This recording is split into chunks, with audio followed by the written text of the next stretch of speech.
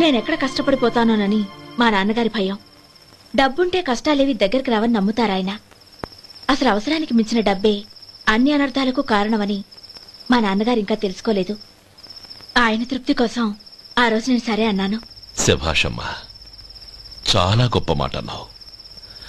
మేము పాలో నీళ్ళో మాకు తెలియదు గాని నువ్వు మాత్రం పంచదారవేనమ్మా. నువ్వు మా ఇంటి కోడలిగా రావడం నిజంగా మా అందరి అదృష్టం. నిజమమ్మా. ఆ అదృష్టం మీది కాదు బావగారు, నాది. నేనెక్కడ బాధపడతానోనని నేను చేసిన రుచి పచిలేని కూరల్ని చాలా గొప్పగా ఉన్నాయని పొగిడారే, అది మీ అందరి సంస్కారం. అబ్బే అదేం లేదమ్మా, బానే ఉన్నాయే. ఆవంటే నేను తిన్నాను బావగారు, ఎందులోనూ ఉప్పు లేదు. మీరు సరే, మీ రెండో తమ్ముడు గారు ఇంకో మెట్టు పైకెళ్ళి దోసకాయ పచ్చడి చాలా బాగుందన్నారు.